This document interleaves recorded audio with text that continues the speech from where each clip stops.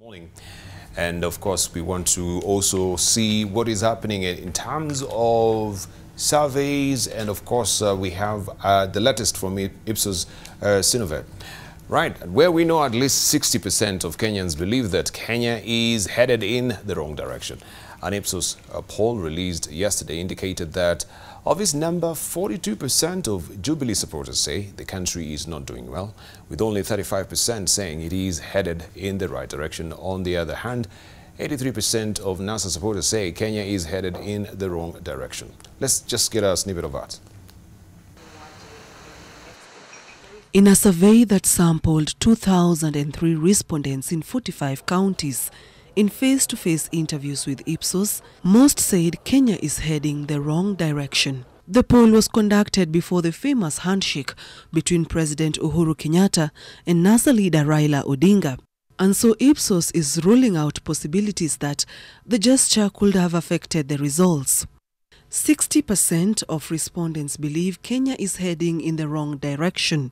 42% of Jubilee supporters say the country has taken a wrong turn, and they are in agreement with 83% of NASA supporters.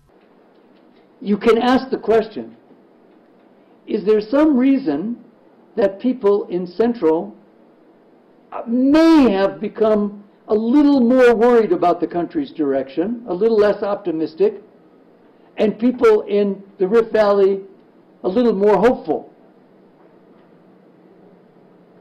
That's a fair question to ask. But I wouldn't focus so much on the 2022 election necessarily.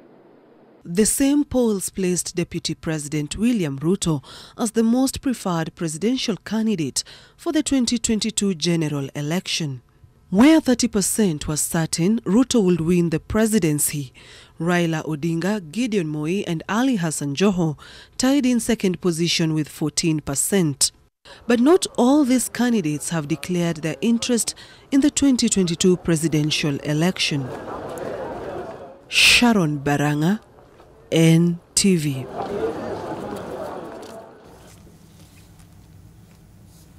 And of course, we know Kenyans are fatigued by the electioneering cycle. We shouldn't be having, of course, other conversation that is really focused about who will be leading in 2022. We've just begun 2018. We just from an election. A handshake has also been proffered. So we need to actually ask ourselves, do we really need to go through another electioneering cycle? And of course, do you think that particular survey from Ipsos is providential, right? Maybe I should throw this to a panelist because aren't you fatigued? You as the panelist, or maybe this is a leading question. I should let you know. I shouldn't give you some leading questions. I should be, partisan on this as well. But where do you stand when you actually have this particular conversation about 2022? Who this person is leading, that person is tailing. We're just coming from the headwinds and the tailwinds of, the electioneering process. Right. Let's begin with you, Dr. Hananje. I don't understand what informed Ipsos to conduct this survey or this poll. Even the United States, that is normally consumed and obsessed with polls, they're still not polling. And yet the election is 3 years away, unlike us, which is actually almost 5 years away. Now, 5 years out or 4.5 years out is a very long time in politics. And I don't even know the criteria that was actually used in picking those potential candidates. Mm-hmm. And the reasons why some of the candidates were left out, because not all of them are there. Mm-hmm. Now, having said that, I don't think it's healthy for a country, actually, like ours, to start peddling those kind of things for 2022 when we are just trying to move towards a national cohesion. We've been a divided country. And anyone who lives in this country or who is a keen observant of the Kenyan situation knows that, because some of these polls may tend to heighten existing tensions, may increase competition, may create unhealthy alliances or perceived to counter perceived competition a little bit too early. Mm-hmm. I think we should calm down. I'm not saying they should conduct polls because they're free to do that. That is their business. That is how they make a living. at least for the company that's involved in that. But I think it's a little bit premature to actually start peddling stuff like this. It's not healthy. It's not even realistic. All right, it's not healthy, it's not realistic. Let's hear from Dr. Peter Biara-Jack. Well, let me say that generally conducting polls is not a bad thing. You need to have a sense of what people think about the current affairs, what people think about the developments that are taking place in the country. What matters is the kind of questions that you put in that survey. And if it becomes about a presidential election, when the country is still living through episodes of the last election, like the case of Maguna that we are just talking about this morning, the handshake, the conversation about the national reconciliation, I think this is kind of a bit overplaying it. It's trying to get the psyche of the population trapped on this one activity, which is the presidential election. I was actually expecting to see more questions on economy. What do Kenyans think about what is going on with the economy, about security? What do they think are the priorities of this country? There are so many things that they could ask so that they get the views of the population.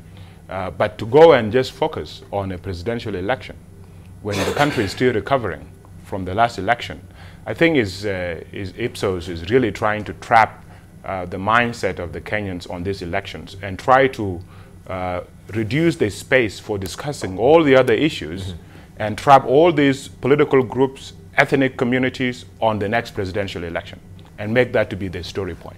So they want us to be doing what we are doing now, to be discussing the 2022 election, when in fact Kenyans should be talking about the economy, should be talking about the investment, they should be talking about the healthcare, what is going on with the quality of education, what is going on with other things that were promised by the Jubilee Party during the election. All right, so this is premature. Yeah. Right, Dr. Mustafa. Yeah, Debarl, the country has just come from a blistering election year in 2017, and we don't want to see this kind of politics for the next 5 years.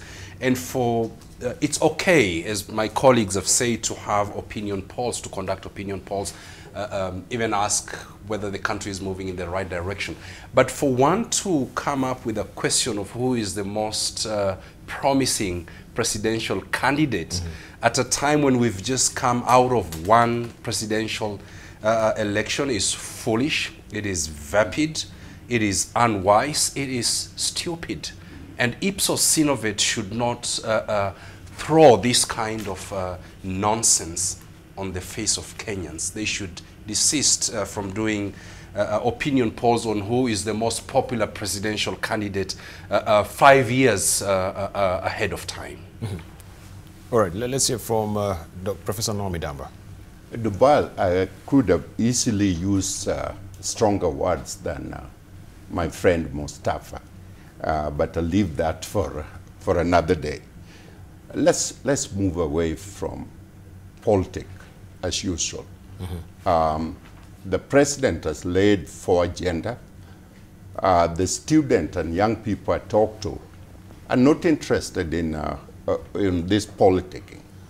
They're interested in exactly the issues that Peter enumerated. Where are we going economy?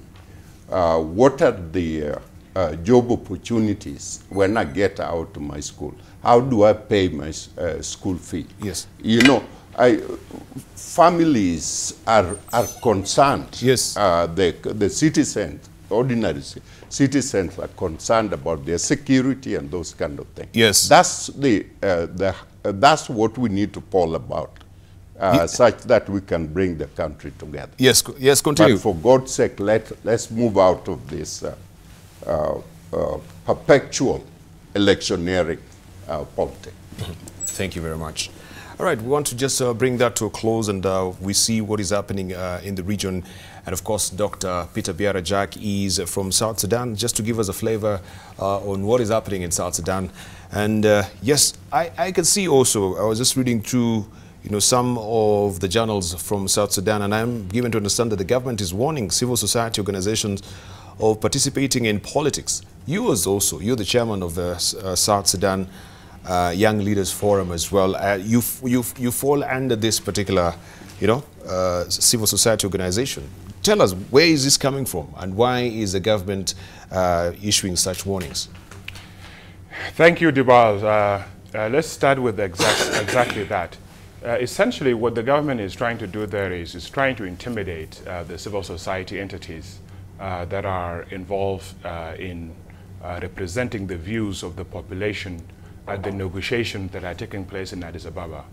As you know, the peace agreement that was signed in 2015 didn't quite work out between Salva Kiir and Riek Machar, and the fighting started again. And then this agreement now had to be revitalized. So there are the negotiations have been taking place in Addis Ababa since December of last year, and the second round was in February, and the third round is supposed to be in April. But unlike the previous negotiations, this time the civil society are actually sitting in the room, and they have a voice at the table to articulate their views as direct negotiators. This is what the minister is calling politicking, because he's arguing how come civil society is talking about ceasefire, cessation of hostilities when they have no armies, as if he is expecting the members of civil society to actually have an armies for them to be represented at the table. So what is going on, Debarl, in South Sudan is situation, of course, continue to worsen. The political space in the country continue to shrink fundamentally. There's a lot of violations of this ceasefire that happened, and the government is also feeling pressure. Recently, there were a number of actions that were taken by the United States. Yes. 15 oil entities in South Sudan, including the state oil company, the Nile Pet, Ministry of Petroleum, and 13 others were put on a sanction list by the United States. So the government is feeling very pressured. Is feeling that the region and the international community is taking actions against it, and as a result is lashing out against the civil society, saying that civil society are engaging in politics when civil society is essentially articulating the views of the youth, of the women, of many different groups in South Sudan that are not really being represented by the political groups. Yes. I wonder sometime who the different rebel groups are representing, who the government itself is actually representing at these talks, because clearly they're not articulating the issues that are at the core of the population. And it's the civil society group, the youth, the women groups, and the churches. These are the people that are articulating our views. These are the people that are demanding that this war should be ended and that the people should have peace. But now the government is threatening them that they can't be at the table. All right, so what do you think about these particular challenges to the civil society in South Sudan? We had our own Public Benefit Organization Act that was installed. Of course, also there was a lot of debate, especially from the national NGOs board, when it was really clamping down on NGOs as well. What lesson can we draw from, you know, South Sudan and here in the country? I think we were, so to speak, we are on the same or even keel as well, despite the fact that we know that the PBO Act went full steam ahead, regardless of how civil society also were raising, of course, you know, questions about the Act itself. But in terms of freedom, we're just about to celebrate the World Freedom Day in a couple of days. Where is this coming from? Debarl, in any democratic society, the civil society is a vital part of that development. We know that prior to the change of the constitution here in Kenya, the civil society was very, very active. And the more you go against the civil society or try to eliminate, is one step downward trend. And South Sudan, we have talked about it several times. It's no country. It's not a democratic society. I'm not sure the president knows the direction he's taking. Yes. And I'm not sure the president should be welcomed as a member of the civil society, as a member of the East Africa community, yes, or AU. He needs to be isolated and put in jail. Yes. Dr. Mustafa. That's where he belongs. Right, Dr. Mustafa. Debarl, we've spoken on this podium again and again about the fact that South Sudan, the South Sudanese people are getting a raw deal in terms of the kind of leadership that is there today. There cannot be any new idea from that kind of leadership, and there cannot be new idea from a leadership that is focusing only on tribal affiliations that has come out of conflict for several decades, but still is imposing on the South Sudanese people another conflict that is unnecessary. It's very important that Salva Kiir exits the scene, and it's very important that the countries in the region actually take more robust actions, foreign policy actions that isolate that kind of leadership. Not the South Sudanese people, but the kind of leadership that we are seeing there that is bankrupt, cannot have any good idea, including the most recent one, applying for membership of the Arab League. What would South Sudan be doing in the Arab League? This is baffling that a country like that applies for, that cannot actually, doesn't fit in the Arab League, is actually applying for membership in the Arab League. Right. It's absolutely unnecessary. Right. Let's hear from Dr. Khanenje. Debarl, you know that you're an authoritarian government and that your days are numbered when you become afraid of your citizens' desire to live freely and in line with the Constitution. Now, South Sudan, a sad story. Just recently it was a very promising story. The world was very hopeful of South Sudan and the potential that South Sudan had. The challenge for us, especially those who live in the region, is while we see our brotherly country suffer, we are doing way too little. We have a lot of our South Sudanese brothers here, and even more so those in government. And of course, some of those who lead rebel organizations, they live in opulence. They go to the best, take their kids to the best schools, whether it's in Nairobi or Australia or Canada. And yet, as a region, we actually haven't taken action against these guys. Yes.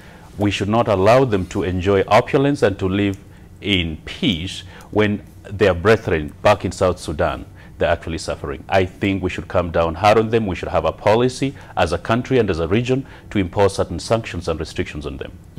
Right. Let's hear finally from Professor Naomi Damba. The Hassan Khanenje said right.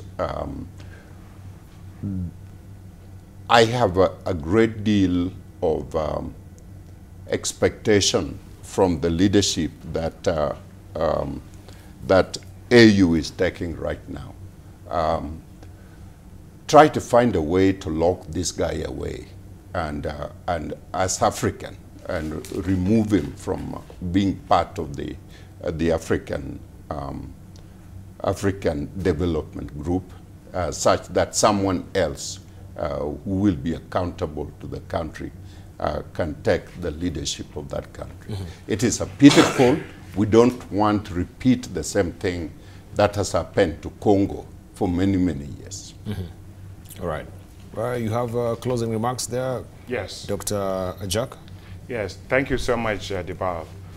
You know, we have discussed South Sudan on this panel so many times. And every time that the situation continues to unfold, things get absolutely worse. Last 2 weeks, I was in Bantu. Yes. This is in the Unity State. Is where some of the oil fields were destroyed when the conflict started. And there were a number of striking things that I witnessed there.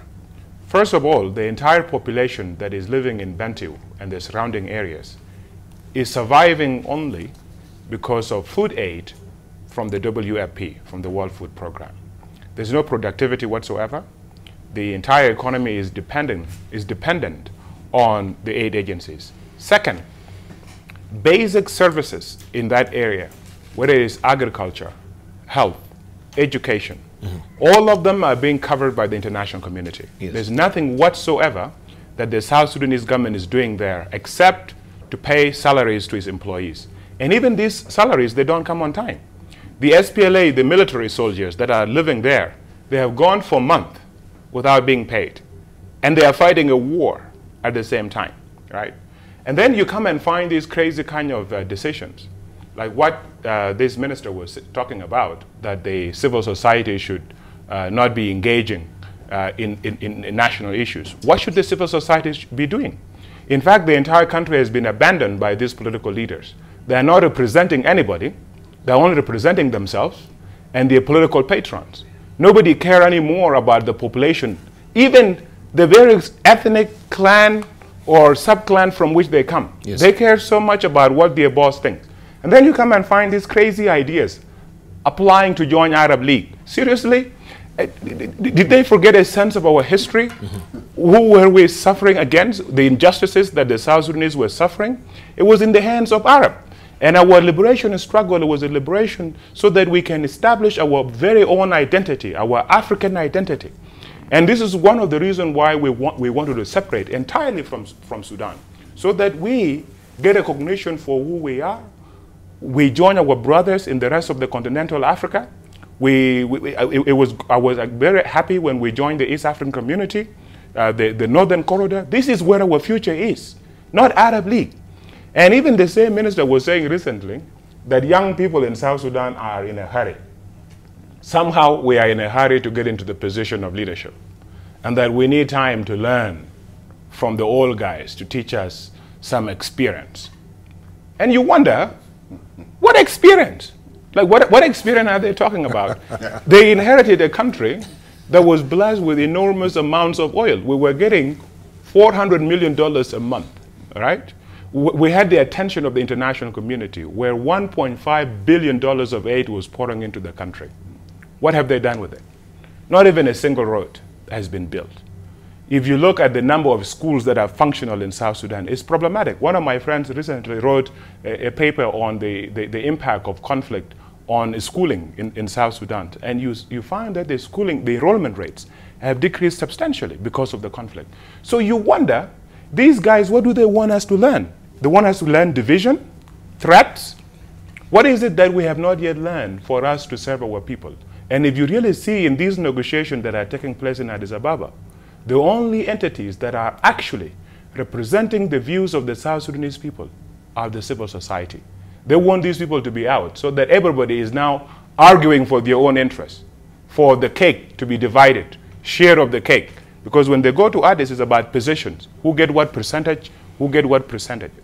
But our people, they don't care about that. They want peace. They want to live in harmony. They want reconciliation. They want development. This is what we fought for. So we want to remind our people that we need to get back to the basis for which we fought our independence struggle, and that is the aspiration that we, as young people of South Sudan, and as civil society members, and by the way, most of these civil society members are young people, young women and young men who are stepping up to the challenge so that they help their people in these critical times. Thank you. Thank you very much.